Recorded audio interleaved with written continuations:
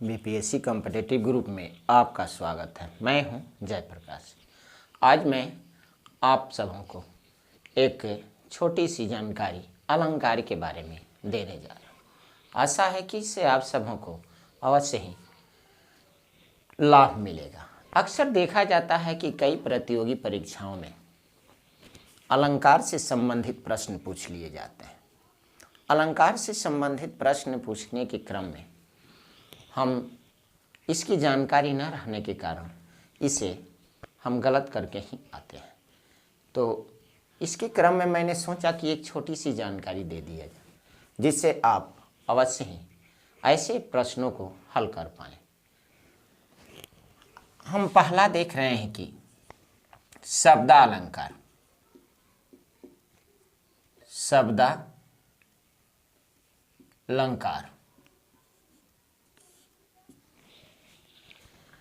पहले हम यह जान लें कि अलंकार का अर्थ होता क्या है। जिस प्रकार से स्त्री के सौंदर्य के लिए गहने की आवश्यकता होती है, उसी तरह से वाक्य और काव्य की शोभा बढ़ाने के लिए अलंकार की आवश्यकता पड़ती है। इसलिए अलंकार की जानकारी रखना बहुत ही जरूरी होता है। अक्सर देखा जाता है कि जहाँ शब्दों के प्रयोग से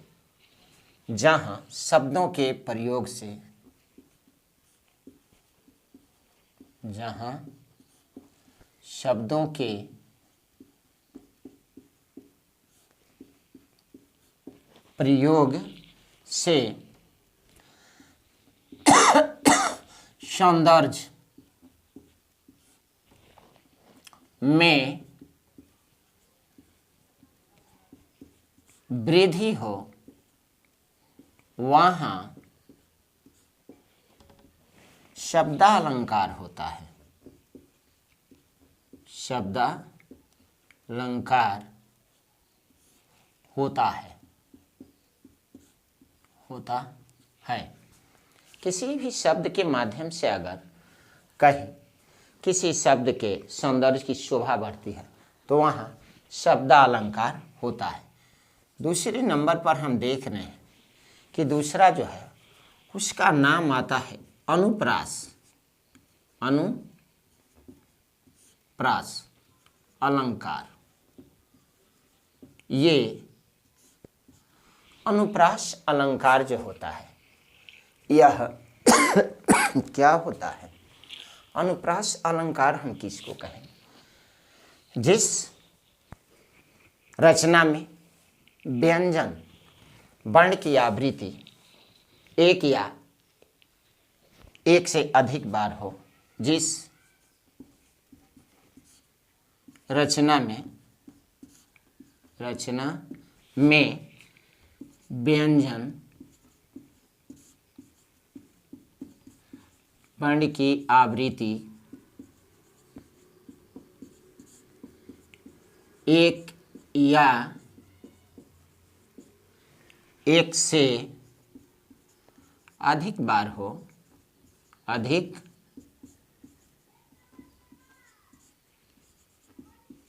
हो, वहाँ अनुप्रास अलंकार होता है।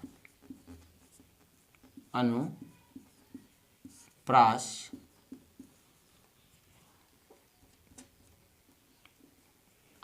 अलंकार होता है।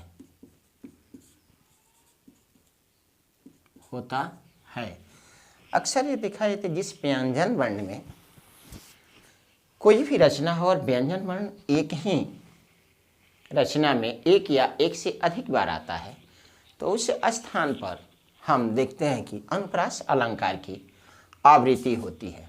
जैसे जोखो गहाओ तो बशेर करो, मिली कालिंदी कूल कदम्ब की डालन। कालिंदी कूल कदम्ब की डालन। कालिंदी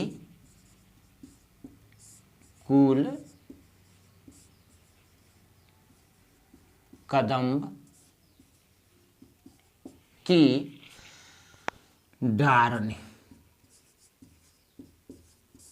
यहाँ हम देख रहे हैं कि एक ही व्यंजन वर्ण की आवृत्ति एक से अधिक बार हुई है, अतः यहाँ अनुप्रास अलंकार होगा।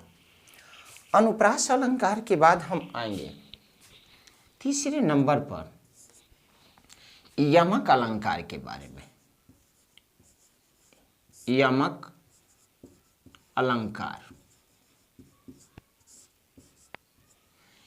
यमक अलंकार हम किसे कहेंगे?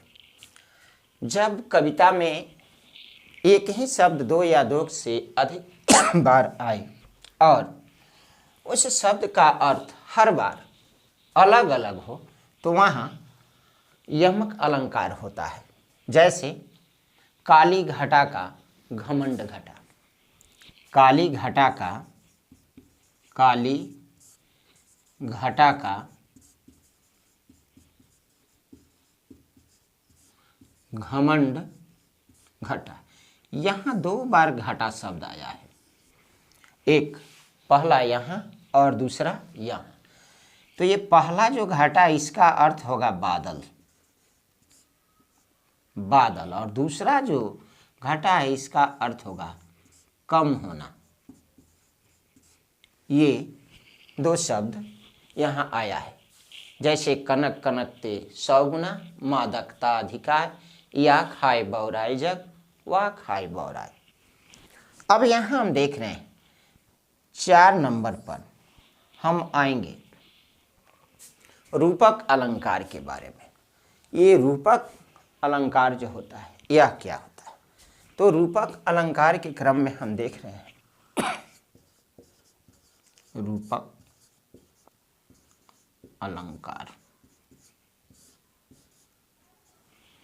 रूपक अलंकार हम किसको कहेंगे? जहाँ गुण की अत्यधिक समानता के कारण, जहाँ गुण की अधिक समानता के कारण उपमेय के उपमान का अभेद आरोपित होता है, वहाँ रूपक अलंकार होता है।